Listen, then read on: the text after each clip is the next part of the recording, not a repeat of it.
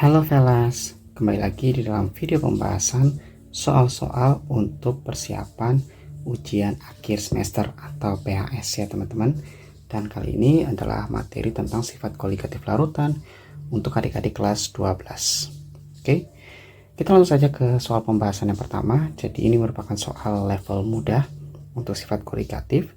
Di sini kita sudah diberikan molalitas ya dari larutan NaOH yang memiliki massa jenis sebesar 1,1 gram per mililiter. Nah, pertanyaannya adalah berapakah nilai dari tekanan osmotik jika larutan tersebut dipanaskan pada suhu atau ditempatkan pada suhu 27 derajat Celcius.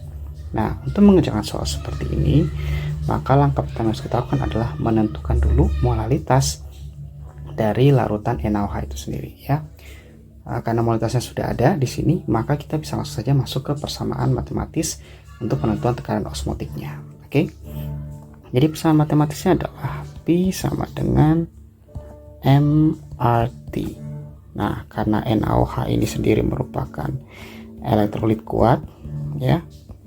Merupakan elektrolit kuat, maka berlaku yang namanya faktor Van Hoff di sini. Kalau elektrolit kuat, maka nilai derajat ionisasinya bernilai 1.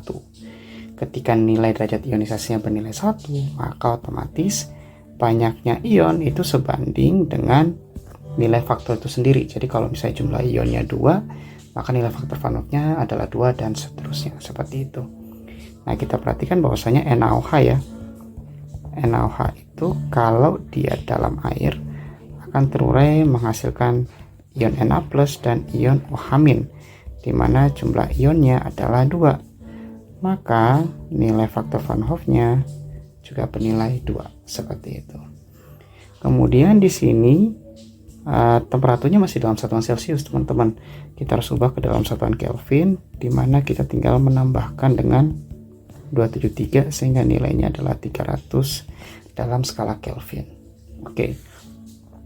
Kemudian kita langsung saja ke persamaan. Nah, di sini tantangannya adalah kita diberikan satuan dalam bentuk molal dan ada massa jenis di situ. Maka persamaan ini bisa kita modifikasi supaya nanti satuannya bisa kita dapatkan satuan konsentrasi, yaitu M ini sendiri bisa kita modifikasi atau kita tuliskan menjadi molalitas dikali dengan massa jenisnya dikali dengan tetapan R dikali temperatur dikali I, seperti ini. Molalitasnya adalah 0,2. Nah, molal ini kan adalah banyaknya zat dalam, ya betul sekali ya, dalam gram ya, dalam gram, seperti itu. Dikali dengan massa jenis. Massa jenisnya adalah 1,1 gram per mililiter. Nah, ingat, ini dalam mililiter. Kita harus ubah ke dalam satuan liter, sehingga nanti dikali 10⁻3 seperti ini, kemudian dikali dengan 0,082 liter atm per mol Kelvin seperti ini, dikali dengan 300 Kelvin dikali dengan faktor Van Hoff-nya yaitu 2.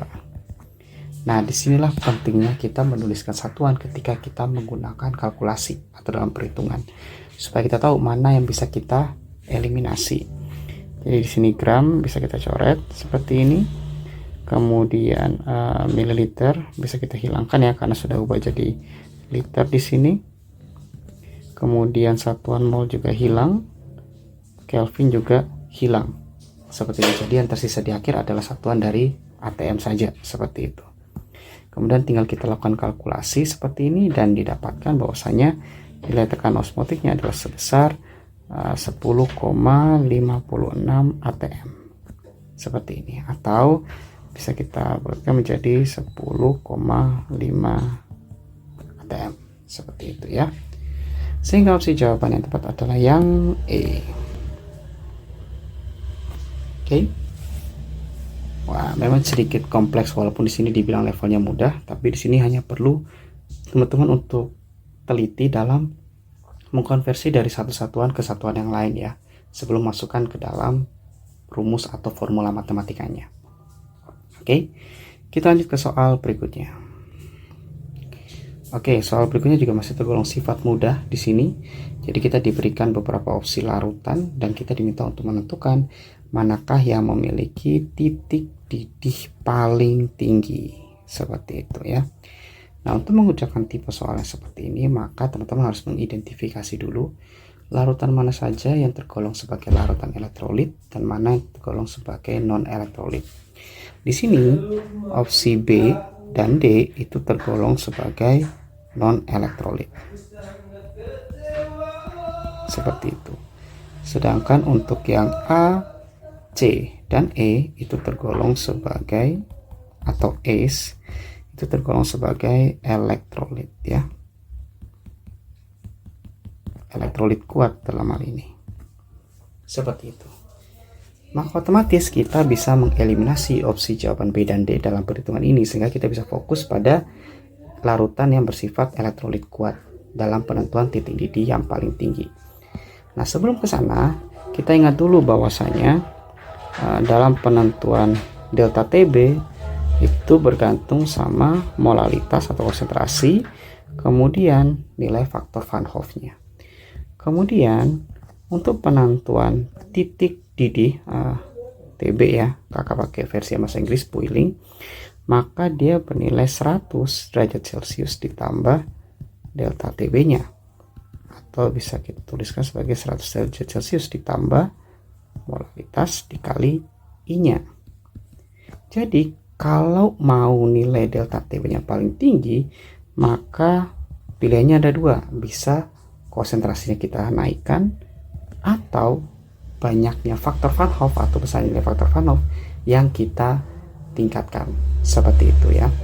Nah, dengan konsep seperti itu, maka kita tinggal melihat nih, kira-kira antara A, C, dan E mana yang memiliki jumlah ion atau nilai I yang paling besar.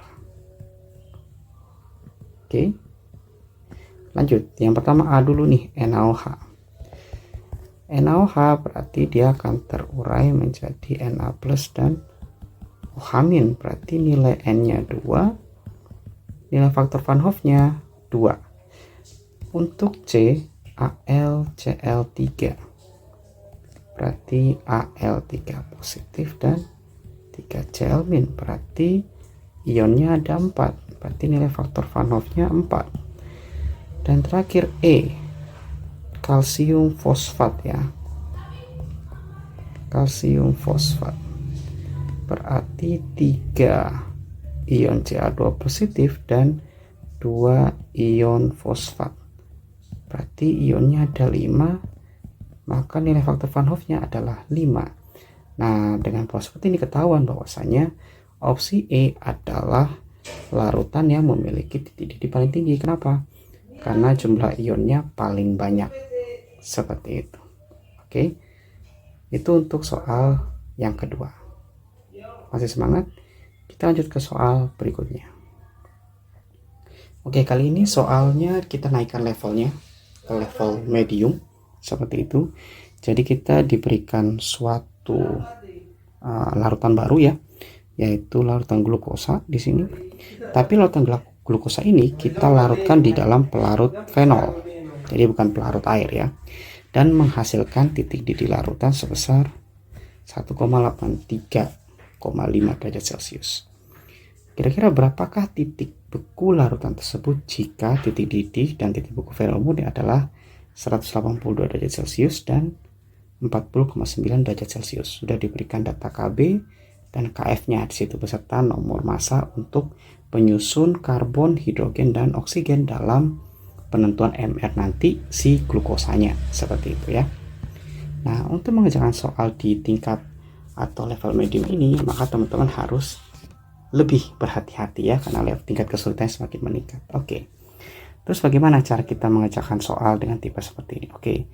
Langkah pertama adalah kita harus menentukan dulu perubahan titik didihnya dulu itu berapa. Oke. Jadi delta TD seperti itu bisa kita peroleh dari hasil pengurangan titik didih larutan dikurangi titik didih pelarut murninya ya. Di sini tadi nilainya adalah 183, mohon maaf, 183,5 Celcius dikurangi dengan ya titik didih pelarut murni, yaitu 182 derajat Celcius, dan kita mendapatkan nilainya adalah 1,5 derajat Celcius. Nah, baru kita masuk ke tahap kedua nih. Di tahap kedua berarti delta TD sama dengan molalitas dikali KB-nya. Berarti molalitas itu bisa diperoleh dari hasil bagi delta TD terhadap nilai KB ya. Di sini delta TD-nya adalah 1,5 derajat Celcius dibagi dengan 3,56 derajat Celcius per molal. Hasilnya adalah 0,42 molal, seperti itu. Nah, data molal inilah yang kita gunakan untuk penentuan titik beku, penurunan titik beku terlebih dahulu ya. Jadi delta TF-nya dulu. Jadi delta TF sama dengan M dikali KF-nya. Nah, karena si glukosa ini bukan larutan elektrolit, maka tidak ada faktor Van Hoff di situ ya. Maka molalitasnya adalah 0,42 molal dikali dengan KF-nya nih 7,40 ya Celcius per molal. Ini bisa kita coret ya. 0,42 dikali 7,40 hasilnya kurang lebih 3,108 derajat Celcius. Baru kemudian di tahap selanjutnya kita menentukan TF-nya nih. TF-nya berarti T0F dikurangi delta TF ya. Nah, T0F-nya adalah 40,9 yang ini ya. 40,9 derajat Celcius dikurangi 3,108 derajat Celcius nih. Nah, hasilnya adalah kurang lebih 37,792 derajat Celcius, atau kita bisa bulatkan menjadi 37,79 derajat Celcius. Sehingga opsi jawaban yang tepat adalah yang B. Seperti itu. Masih semangat untuk soal berikutnya? Mari kita lanjutkan. Oke, ini merupakan soal terakhir. Di sini tertulis levelnya level sulit. Nah, mari kita coba untuk mengerjakan ya. Kalau teman-teman tertarik untuk mengerjakan terlebih dahulu, silakan pause video ini dan silakan mengerjakan terlebih dahulu sebelum kita lihat opsi jawaban yang benar. Oke, kita langsung saja ke pembahasan. Ini adalah versi kakak ya, jadi kakak terbuka sekali kalau bisa kalian punya opsi jawaban yang berbeda, dan silakan tulis di kolom chat. Oke, kita langsung saja. Di sini saya punya 6 gram NaOH, jadi saya punya kasus yang pertama ya, dimana 6 gram NaOH dilarutkan dalam 200 ml air, dihasilkan titik didih larutan sebesar 100,7 sekian ya. Kemudian ada keadaan dua, dimana 5,5 gram padatan yang merupakan campuran NaOH dan urea, kemudian dilarutkan dalam 400 gram air, diperoleh titik didih larutannya sebesar 100,177. Nah, pertanyaannya adalah berapakah massa NaOH dan urea dalam campuran tersebut. Nah, ini soal diberikan level sulit karena kita diminta untuk menentukan berapa massa masing-masing nih dari campuran tersebut. Jadi sedikit ada challenge di situ. Untuk mengerjakan soal seperti ini, maka langkah pertama yang harus kita lakukan adalah kita tentukan dulu ya delta TB-nya pada keadaan yang kedua yang di sini. Pada keadaan kedua, berarti delta TB-nya adalah karena ini pelarutnya air, maka 100,177 derajat Celcius dikurangi 100 derajat Celcius ya, titik didih pelarut murni, berarti 0,177 derajat Celcius. Nah, setelah kita mendapatkan delta TB, baru kita masukkan ke persamaannya ya. Nah, karena ini adalah campuran, kita misalkan dengan M1 dan M2. Jadi molalitas, anggap aja M1 nya ini NaOH ya, misalnya M1 nya ini NaOH, M2 nya ini adalah si urea ya, seperti itu. M1 kali M2 dikali KB nya sama dengan 0,177 seperti ini. Atau dengan kata lain M1 M1 ditambah M2 0,177 dibagi dengan KB-nya. KB-nya adalah 0,52 ya. Hasilnya adalah 0,34 seperti ini. Nah, M1-nya NaOH nih, berarti NaOH-nya di sini masanya kita asumsikan dulu ya. Kita asumsikan bahwa M1 ini masanya sebagai X gram. Ini hanya pemisalan saja. Kemudian M2-nya kita misalkan dengan 5,5 dikurang X gram. Ini hanya sebagai pemisalan ya, karena massa totalnya adalah 5,5 gram. Seperti itu. Oke, berarti si M1 ini molalitas ya, berarti X dibagi dengan 40, karena itu adalah MR dari NaOH, dikali dengan faktor Van Hoff-nya nih teman-teman. Jadi faktor Van Hoff dari NaOH adalah 2 ya, karena dia bisa menghasilkan 2 ion sekaligus, seperti itu. Kemudian kita tambah dengan molalitas dari si ureanya, berarti 5,5 kurang X dibagi 60. Sudah, itu saja, karena tidak ada faktor Van Hoff untuk urea ya. Sama dengan 0,34. Seperti ini. Oh, kakak sampai melupakan satu hal, bahwasanya molalitas itu kan harus ada dalam pelarut air ya, maka kita kalikan dengan 1000 dibagi 400 ya. Ingat bahwa dia dilakukan dalam 400 gram air, sama dengan 0,34 seperti ini. Kemudian ini kan 1000 bagi 400 kan hasilnya adalah 2,5 ya, jadi hasilnya adalah 2,5 seperti ini. Selanjutnya bagaimana? Kita tinggal memasukkan saja 2,5 ini untuk dikalikan dengan segala bilangan yang ada di dalam kurung, seperti itu ya. Kemudian hasilnya adalah, yang pertama itu adalah 0,125x untuk yang ini ya. Dari yang ini kakak berikan tanda aja, itu hasilnya 0,125x ditambah dengan hasil yang ini ya, setelah dikali dengan dikali dengan 2,5, hasilnya adalah 0,231 dikurang 0,042x sama dengan 0,34. Oke, kita kumpulkan yang sejenis ya, berarti 0,125x dikurang 0,042x sama dengan 0,34 dikurang 0,231. Hasilnya adalah 0,083x sama dengan 0,109. Maka nilai x adalah 0,109 dibagi 0,083. Nilai x nya adalah sebesar 1,31 gram. Maka masanya NaOH itu adalah 1,31 gram, sedangkan massa dari urea adalah 5,5 dikurang 1,31. Hasilnya adalah 4,19 gram, seperti itu.